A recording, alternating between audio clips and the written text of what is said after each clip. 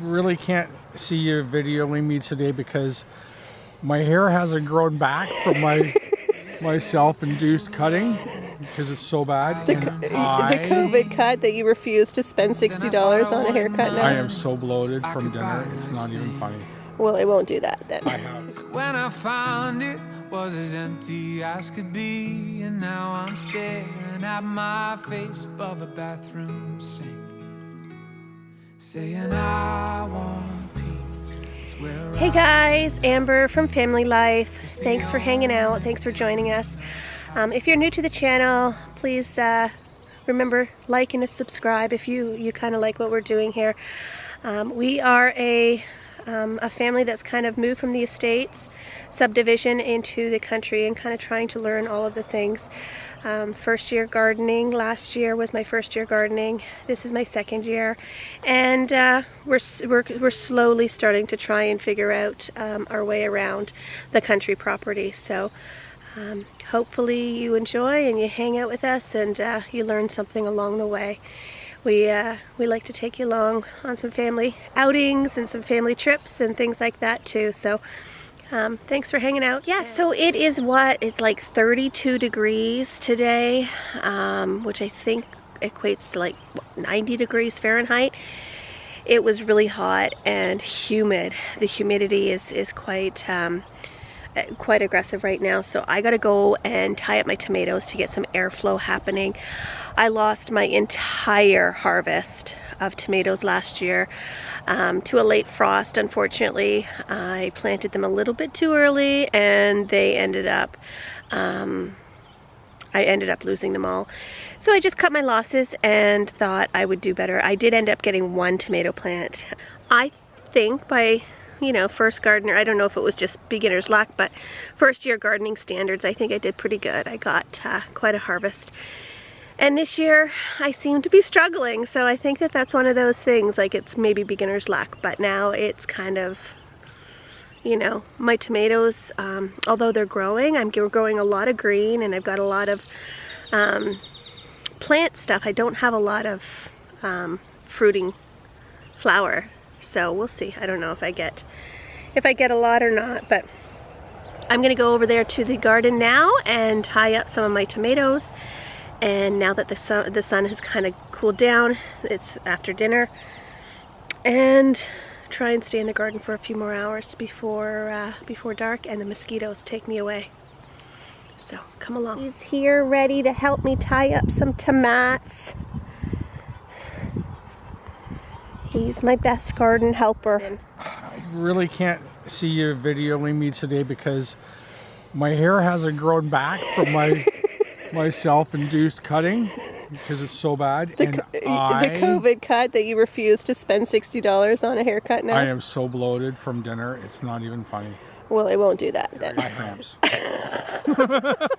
All right, well, do you want to start watering and I'll start tying? Are we watering? I think, oh, wait a minute. I don't think we need to water. Yeah, we need water, love. She's a little dry.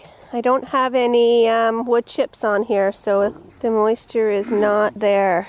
Look at my poor peppers, they're wilting. I don't know if I got any kohlrabies coming yet. Ah, there's a toad. I'm so not a fan of the toad. Oh, I got one fruit in there, guys. I didn't have this last week. You see it? There it is. Nice. The kohlrabi's starting to form fruit.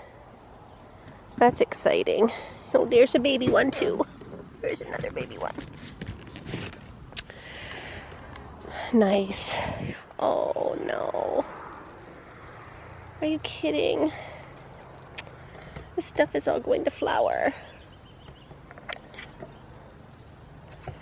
Oh, I'm kind of worried about this stuff. It doesn't do well in the heat. And it's been so hot the last couple of days. Oh well. Still no formation. Oh, Daddy's got the water going. You see my Disney cup? Happy to have it hot. This is my Disney. Anyways, as you can see here, guys, my tomatoes are definitely in some serious need of some pruning and some tying back, so I'm going to go ahead and do that. I am learning a lot, so I kind of wanted to take you guys along with me as I'm learning and growing food for the first time, and what I'm kind of the mistakes that I'm making, and hopefully I can kind of teach you what not to do. Yeah, so I am coming to you not as a authority on gardening or any sort of professional experience. I am simply learning new things, and as I learn them, I hope to share them with you, and I hope that you know, you find some value in what it is I'm sharing with you guys. So anyways, I'm going to take you along here and see some of the things that I'm going to address today. I want to actually, yeah, I need to get the bug spray. That's the one thing about country living that I haven't quite learned how to tolerate yet. I don't know if you can ever get to a point where you tolerate mosquitoes, but it's a thing. It's a real bad thing here. We have so many, I think you can see here, so many cedars. There's lots of cedars around and so much green space and things like that, which I love, but a lot of mosquitoes. My basil, I planted some basil in here, totally underestimating how big my grape tomato plants would get. Because they were a small tomato, I figured they would stay small and more bushy, and then I could go ahead and do some companion planting of the basil in front. However, as you can see, it has become, this is lots of weeds too. I think I need to, it has become overtaken by these tomatoes. Now, the one thing that I have learned in this journey is I'm going to do things and determine how I like to grow food, and then kind of from there determine what works best for me. Obviously there's some specific rules and some better successes and things like that, but as far as growing what, when, all of that kind of stuff, I do have charts, I do have calendars, but the techniques in which I'm going to use, so obviously I've learned that there's indeterminate and determinate, and as you can see here, I went ahead and tied up these grape tomatoes, taking them away from these basil. I did 6 plants.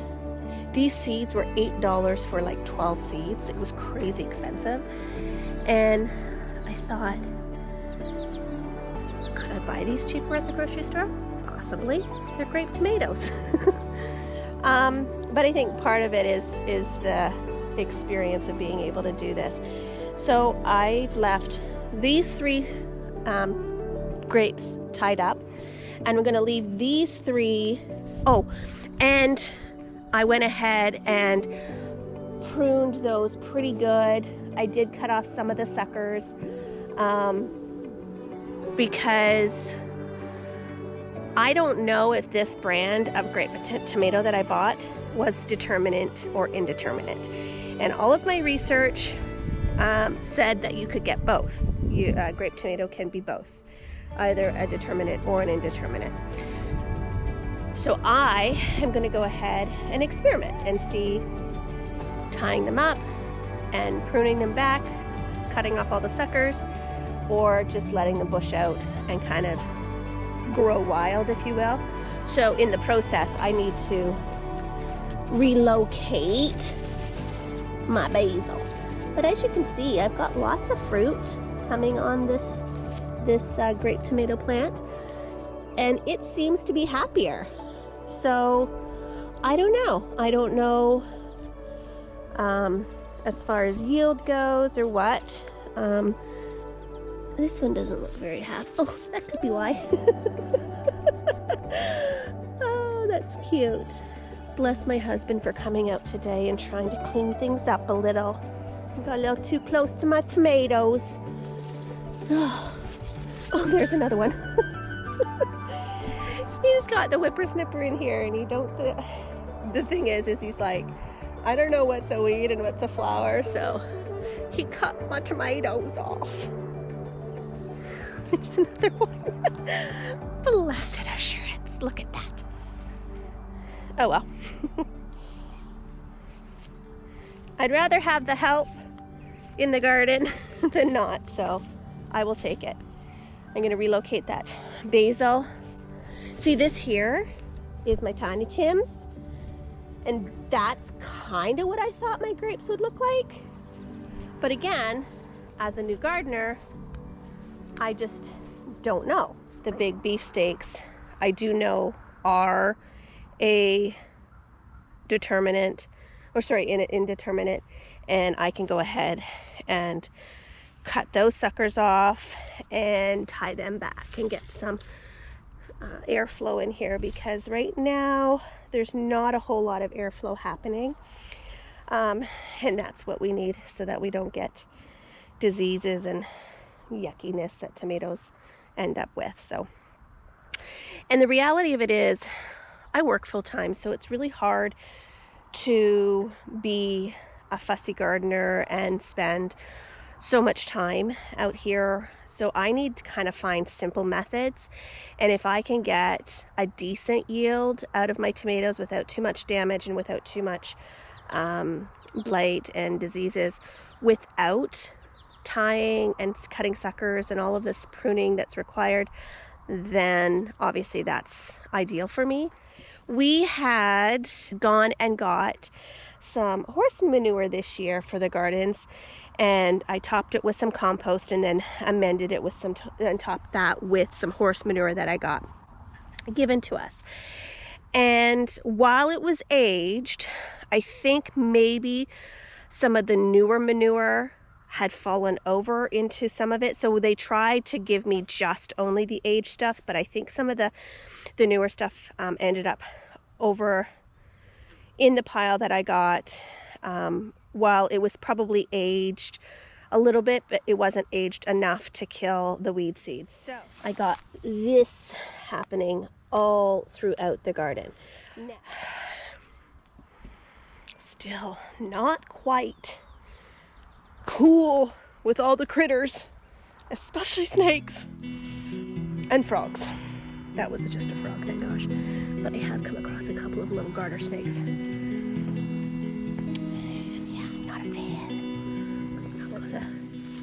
Slugs have gotten to. They just devoured these plants. My garden road, sun's falling down.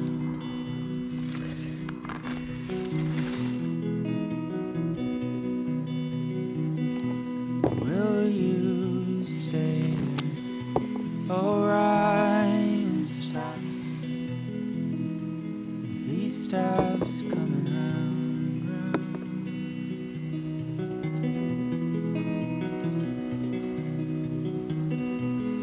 Will you leave if summer came?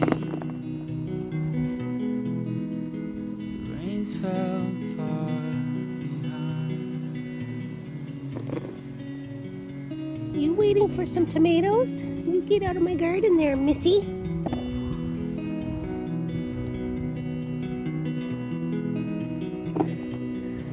I'll be back in that side in a minute. I'm just collecting the ones that fell on this side. We've got these 4 really beautiful apple trees here. They're really old. You can tell that they've been here a long, long time. Pretty sure they're just a crabapple tree. Yeah, so what I'm not really sure about is whether or not they're diseased, because I think that they are, and I'm not sure if it can be ratified or if these have to be chopped down and started over again. I need to get somebody with some orchard experience out here to kind of help me along with this, because all of my research would suggest that what's happening is, as the trees drop their apples, as you can see here. The disease is going into the root system. So what it is what's happening here is I'm getting this on every single one of them. Like it's just this, I don't know exactly what it's called, but it's on majority of every one of the apples. So I don't really know what, look at Sky, she sits here and waits for the chippies to come. There's one that's right there, she looks. What are you doing? Is your chipmunk up there? So it just will break my heart if I have to cut these down and start over. But I would like this space that they are in to continue to act as the orchard, because it's close to the pond and it's close to the other garden here. And I think it's an ideal spot for the orchard. This garden is a lot further away from the house than I would like, but it is ideal because it gets full sun all day long. But I'm not sure whether or not I need to start over with these apple trees. But we do have, 3 or 4 other really good apple trees that we actually are able to get apples from. So I'm not so concerned. And I know that those will take a long time to establish if I do go ahead and cut them down. But I don't know if it'll make sense to put them back here, because what's happening is as those apples drop off, the soil beneath is getting contaminated with that disease. So I don't really know. This is just all of the stuff that I don't understand and that I'm learning as I go along. There is a network of amazing people and supports that I can ask, and so I'm gonna have somebody come out and take a look at these and see whether or not they can be salvaged and or if I have to start over. So anyways, I'm gonna go ahead and harvest up some of my kale today and make some kale chips. All right guys, that was fun. So thanks for hanging out. Until next time, stay safe and live well. And now I'm staring at my face above a bathroom sink, saying I want peace. It's where I am now. It's the only thing I haven't found somehow.